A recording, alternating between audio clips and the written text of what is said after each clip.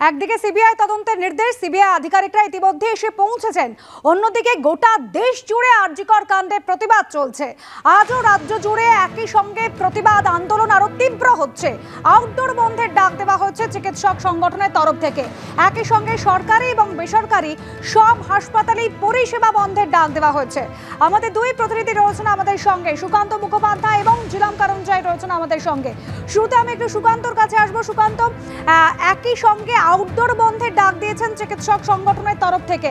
আমরা দেখেছিলাম জুনিয়র চিকিৎসকরা যখন আন্দোলন করছেন তখন সিনিয়র চিকিৎসকরা তারা চিকিৎসা পরিষেবার দিকে খেয়াল রাখছিলেন। কি ছবি সকাল থেকে?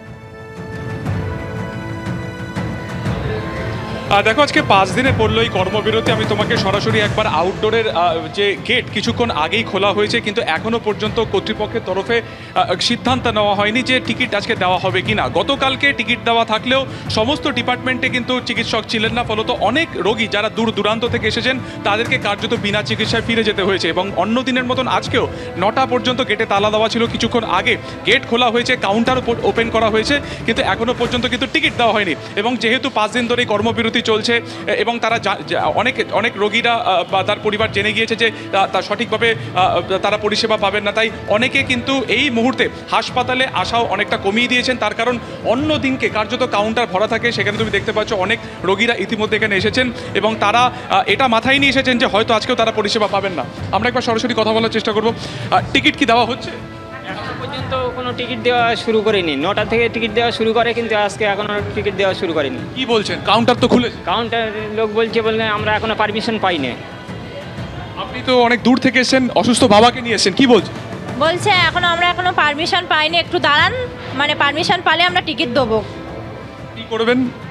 দাঁড়াতে হবে, ওনাদের কথা মতো চলতে হবে, তাছাড়া তো কোনো উপায় দেখতে পাচ্ছি না। এখানে তুমি দেখতে পাচ্ছ কাউন্টার খোলা থাকলেও সেখানে কিন্তু কোনো কর্মী নেই, অথচ এখান থেকে কিন্তু ইতিমধ্যে অন্যদিন যেমন 9টার মধ্যে একেবারে টিকিট দিয়ে দেওয়া হয়, পরবর্তীকালে তারা ডাক্তারের জন্য লাইন দিতে শুরু করে দেন। আজকে কিন্তু দেখা যাচ্ছে কাউন্টার খোলা থাকলে ভেতরে কোনো কর্মী নেই। কিছুক্ষণ আগে যখন আমরা জিজ্ঞাসা করলাম যে আজকে কি টিকিট দেওয়া হবে, তখনও কিন্তু বলা হলো যে এখনও পর্যন্ত কোনো সিদ্ধান্ত নেওয়া হয়নি। ফলত দূর দূরান্ত থেকে যারা এসেছেন, কেউ রিপোর্টের জন্য এসেছেন, কেউ ক্যান্সার পেশেন্ট, তারা রক্ত পরীক্ষার জন্য এসেছেন, এই সার্বিকভাবেই কর্মবিরতির জেরে তারাও কিন্তু যথেষ্ট ভোগান্তির শিকার। এবং তারা বলছেন যে তারা তরুণী চিকিৎসকের এই ঘটনার জেরে তারা সুবিচার চাইছেন, তারাও সুবিচার চাইছেন, কিন্তু ডাক্তারের একাংশকে এই পরিষেবাও কিন্তু বহাল রাখতে হবে, নাহলে যারা দূর দূরান্ত থেকে আসছেন তাদের পক্ষে কিন্তু এখানে তাদের ভোগান্তি বাড়ছে। তারা একেবারে মুমূর্ষু রোগীদেরকে নিয়ে আসছেন, কিন্তু কোনো রকম ট্রিটমেন্ট ছাড়াই তারা কিন্তু চলে গিয়েছেন। আরও একবার ছবিটা দেখানোর চেষ্টা করব।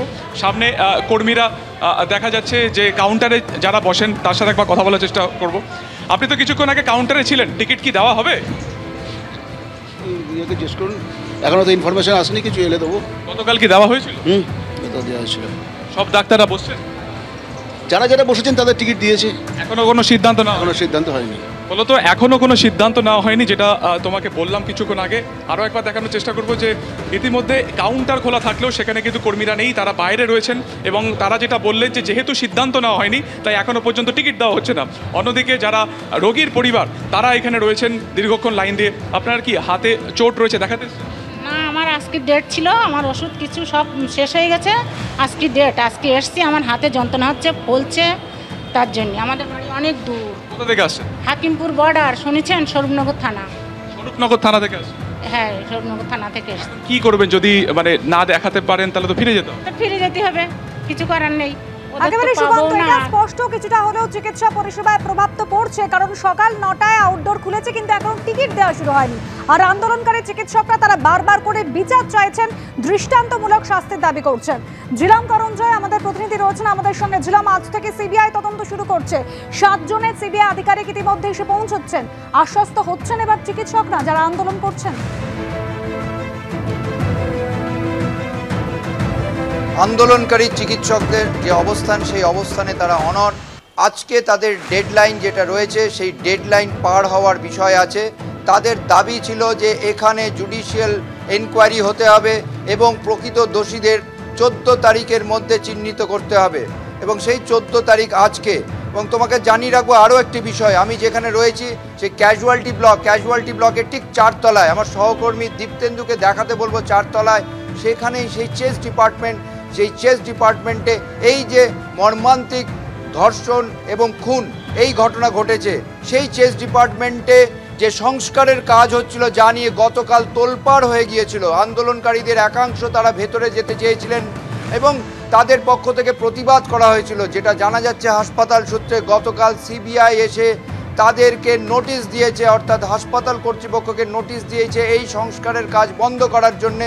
অন্যদিকে ন্যাশনাল কমিশন ফর উইমেন্স তারাও যখন এসেছিলেন, তারা ঘটনাস্থলে গিয়ে যখন কাজ চলছে দেখেন, তারাও কিন্তু বন্ধের নির্দেশ দেন বা পরামর্শ দেন। এরপরে হাসপাতাল কর্তৃপক্ষ বন্ধ করার সিদ্ধান্ত নিয়েছে, কনস্ট্রাকশন ওয়ার্ক বা সংস্কারের কাজ বন্ধ রাখার সিদ্ধান্ত নিয়েছে এবং গতকাল থেকে আজকেও সংস্কারের কাজ হয়নি তেমনটাই হাসপাতাল সূত্রে জানা যাচ্ছে। অর্থাৎ যে পয়েন্ট অফ অকারেন্স তার উল্টো দিকে সংস্কার চলছিল, যা নিয়ে প্রবলভাবে বিতর্ক হয়েছিল। পড়ুয়াদের আন্দোলনকারীদের অভিযোগ ছিল যে এভিডেন্স ট্যাম্পারিং হচ্ছে, তথ্য প্রমাণ লোপাটের চেষ্টা করা হচ্ছে। সেই অভিযোগের মুখে দাঁড়িয়ে এই ঘটনা এবং তার মধ্যে সিবিআইয়ের থেকে নোটিশ দেওয়া হয়েছে গতকাল রাতে এবং কাজ বন্ধ করার কথা বলা হয়েছে। ন্যাশনাল কমিশন ফর উইমেন্স থেকেও কাজ বন্ধের যে নির্দেশ দেওয়া হয়েছে সেটা কিন্তু এখন কার্যকরী হয়েছে তেমনই যা হচ্ছে। আমার পাশে রয়েছে জেনারেল এমার্জেন্সি খোলা রয়েছে, চিকিৎসকরা রয়েছেন, নিরাপত্তা কর্মীরা রয়েছেন, নার্সিং স্টাফরা রয়েছেন এবং চিকিৎসকের সংখ্যা কম থাকলেও জেনারেল এমার্জেন্সি এবং ট্রমা কেয়ার এমার্জেন্সি যাতে চালানো যায় তার চেষ্টা করা হচ্ছে কর্তৃপক্ষের তরফ থেকে এবং সেটাই আজকে চ্যালেঞ্জ কর্তৃপক্ষের তরফ থেকে। গতকাল নতুন অধ্যক্ষ সুরিতা পাল জানান যে বিভিন্ন যে নন ক্লিনিক্যাল সাবজেক্টের প্রফেসর, অ্যাসিস্ট্যান্ট প্রফেসর তাদের আছে, তাদেরকেও এমার্জেন্সিতে ডিপ্লয় করে পরিস্থিতি স্বাভাবিক করার চেষ্টা করা হবে। আজকে সেটাই তাদের চ্যালেঞ্জ। একেবারে ধন্যবাদ জিলন।